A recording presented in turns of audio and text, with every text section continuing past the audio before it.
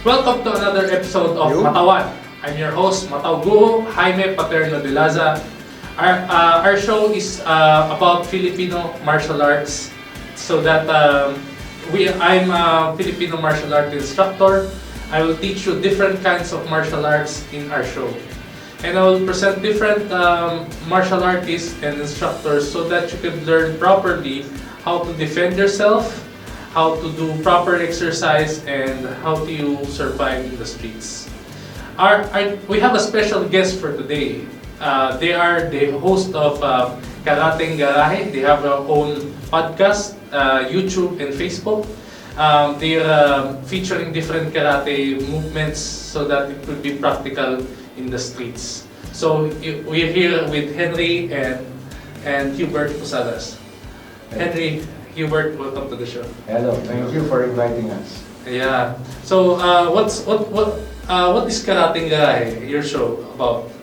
Karateng Garahe is, it harks back to the origins of karate as we researched before it became very formal and it was a sport. You know, people were learning just in their houses, in their garages. And we started out learning before we took up formal karate. Every summer during the 70s, you know, you would see people walking down the street with their kimonos rolled up, and they have calling cards. They would give the parents, if your son want to learn karate, they would just teach us in the garage. That's how we started. We learned boxing, judo, karate every summer. That's how we started. Before we took up sport karate. So eventually, when we fell in love with researching on how to use kata for actual applications, defense application, and we came upon Bunkai, the real Bunkai, the application of karate. So can you share us with that? What is the definition of kata and Bunkai for the audience? Okay, kata. Well, I think most of our audience are martial artists. Kata is what we call forms. It's a sequence of pre-arranged forms that is like shadow boxing, which is usually used in competition, kata competition. But because karate during most Japanese martial arts during the Meiji Restoration took out the jutsu part, the fighting part, and they wanted to convert it into physical education and development of character. Kata became more of it's a competition on how to achieve the perfection of form. Not really for the application. So it's more on physical exercise. More of there's a term called do compared to jutsu. When you say jutsu, that's for fighting. That's the original Bunkai arts. When you say do, it is similar to Tao. Have you heard of Tao? Yeah, the Tao, the will. Tao. So it's very different. Yeah. So if you use it in street fighting, it's different when you apply kata. Yes, just to qualify, personally my belief when I researched about it, and because I came from the security industry, I realized that the beauty of kata is not really street fighting. And it's not really competition because this is a technical When you do kata, when you do competition, the implication there is your opponent and you already agree to fight and you already assume the kamay o kaya fighting stance. The kata, it always starts, it has a saying, there's no first attack in karate. And you're going to wonder why the beginning stance is always natural stance. Because the secret of Bunkai is actually written in a document they call Bubishi. The Bible of karate. The Bible of karate. Okay. So the implication there is all kata begins. The idea there is the opponent should not even know that you know karate, and the opponent is always in front of you. So what does kata want to do? It's purely really self-defense. It's really self-defense. Yes, it's really self-defense. Although there's no first attack, what you're really training for is countering his attack. It's against sucker punch. Yes, Sucker punch. it's what I call personally, what I call your training to counter the sucker punch. So it's a category of different self-defense moves. Yes. Can I show someone? Okay, I'll show you. You do them so that we can understand it. Okay. I'll leave you to the stage. I will a brief primer. Most 90% of karatekas who learn from Japanese karate, who learn the do, they learn the sport aspect, which they change for PE's sake, because you cannot teach kids how to fight. So, for example, in most karate schools, these are just salutations, and then you're supposed to block everything as a strike. That's not the case. For example, this is a simple thing. I think it's a salutation. Actually, it's really for self-defense. If you're fighting, normally it's not boxing. Eh. Yeah, you're in our language, the DDR, you're pushing each other. So this is literally an application. Can you show it in reverse so that you can Dandan. Okay. Okay.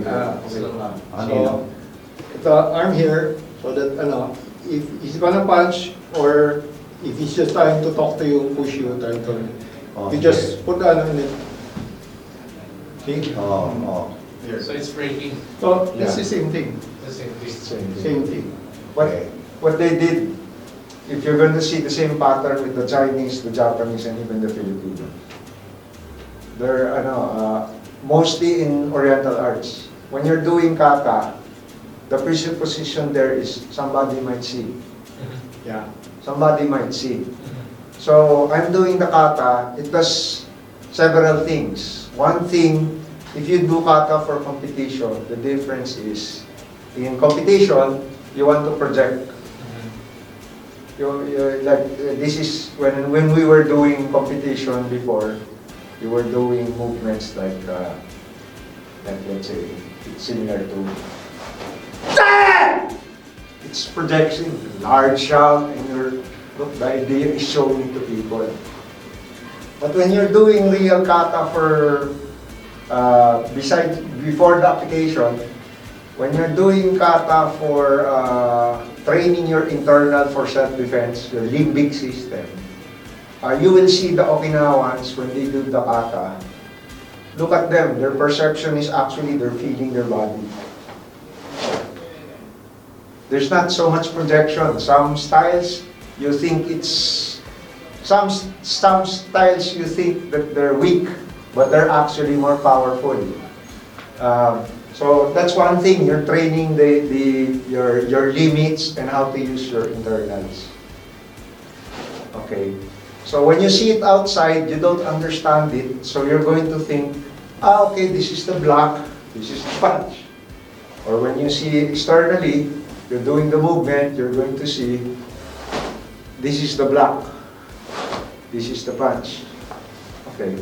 But in reality, as said in the Bubuy BC, people always take a look. When you're a beginner, you're always concentrated on the beginning and on the end. But what is important is the middle. Okay. So when most people think that this is the block, this is actually the block. See? So it does not matter if he hits me with the left or he hits me with the right. So if he hits me with the left, okay, or he hits me with the right,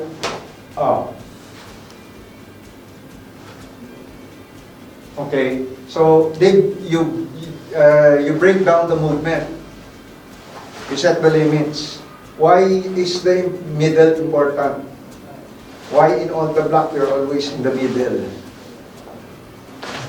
Because your middle, it's like in arnis, right? Some people do sinawali like that. That's wrong. Yes. Because when you do sinawali, it's always cover the middle. So when you do kata, you realize you're always covering your middle. Covering the center line. You always control the center line. So first you break down the techniques, you make it wide. Then when you get older, you make it smaller. Okay? So, you're breaking down the technique, but actually they're all connected. Why? Because you don't know what this attack is going to be. Can I answer? Go ahead. And the misconception is, again, we are trained that this is the block. It can be a block, but Yes. this is the entire block. And this is not just a block. Because, for example, in sport, you are trained when you punch, you block like this. Okay? But actually, it's really like this. I see. Okay. It has to be fluid. I guess karateka should understand, modern karateka should understand. There's a cultural thing, because in the past, martial arts was used for self-defense. So, there's the commercial aspect. They have a term for it. The Chinese have a term for it. The Japanese have a term for it.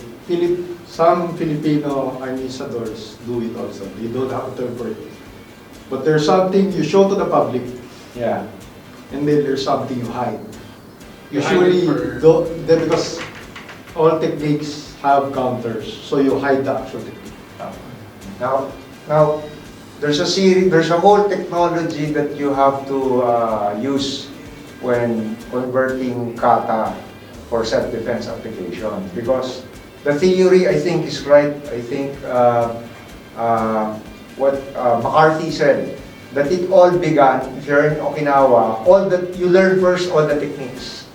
You learn the techniques, the standing grapple, body manipulation, which they call toide. You learn everything. Now, just to memorize it, when you're alone to train it, then you do the kata, which is totally opposite of what we're thinking. Now we learn the kata and we try to decipher the techniques, because the kata is just the entryway. After that, to develop your karate, your personal karate, once you get the gross movements, you understand your internals, you understand how you place your weight. You have to do different things like let's say you're training a technique, a kihon, right? A kihon. Okay. Let's say you're doing your kihon. The next thing that you have to do, you have to train it with equipment, which is what you call hojo undo. You train it with the supplement. Then what's important is you have to train it with two-man drill. This is the sticky hand. This is for sensitivity. Sensitivity. Yeah. There are different versions. There's, diba? And then there's yung Hindi ko na alam yan. So all those things, it's connected to gym sparring. Because first you understand the technique. After understanding the technique, you train your muscles for it, and then yung sensitivity training, and you try it out in sparring. Yes. And then you develop your own technique, because he has a different body, I have a different body. So now my interpretation of the kata will differ now. So that's karate. That's how karate should be. In kata, the movements are what you call this, the alphabets. So when you're beginning, you have to learn the alphabet A, B, C, D. That's the alphabet. But then combat is a conversation. So when you understand the meaning of each movement in your body with sensitivity with the opponent, then you can have multiplicity of technique. Then you can adjust quickly because you're already having a conversation. So example, I was showing. This is the basic technique. That's one application. Okay? Another application is this. Another application is also this is what we do now. We just don't leave the hand like that. You progress. Sometimes we ayan, hindi yung suntok ng normal. Ayan, see? No, yung yun. Okay? See? So you understand the middle, see? Okay, so now you will understand the go. Okay. You will understand now the body. Why? Because look at the difference if I just block here, here, if I just catch here. So, he can pull his hand. Now block. Because I caught it here. Now you're going to understand the distance. Explain me yung go. So, it's you're building, kata is a mnemonic drill. It teaches you certain fundamentals, but it's not actually fighting not yet fighting. Because this is just for example, he was talking about this part, diba? This part, diba? But why do we do stances? Strike. Ayan, strike. Yung kablang side. So, that's part of the stand. Or when you're talking, because not all fighting is boxing. Sometimes you just talk to each other. Halimbawa ganyan. So, for example, this one. Or this one. Or this one. So all these things, you know your kata. But it's not an actual application per se because things changes it. It's not counting the numbers. It's not the, it's not like boxing because he does 1, 2, what I do is 1, 2, I'm not a boxer, but it's not like boxing. It's a different method of teaching. We're not saying it's inferior. It's just a different method of teaching. Thank you, Henry and Hubert Posadas, for that demonstration. We're originally Filipino martial arts show. I'm showing different cases that you can understand the full complexity of the fighting and how it will interrelate to one another. Because as human beings, we only have 2 hands and 2 legs and 1 head. So usually, we have a different interpretation of fighting, but there's, since it's just a method of control of yourself and the opponent around you, whether you're with 1, 2, or 3 persons, this is a way to learn to express yourself and how to defend yourself, especially. So it's not merely combat; it is also artistic. There's also the artistic side of martial arts, and you explore different culture and history as well here in our show. So thank you so much for watching Matawan, and please like and subscribe, and we will feature different martial arts instructors, different arts from across the Philippines and across the world, where we are sharing our knowledge of our culture and arts as well as featuring another. Thank you so much, Henry and Hubert Posadas. Thank you for your presence. Okay. Bye for now.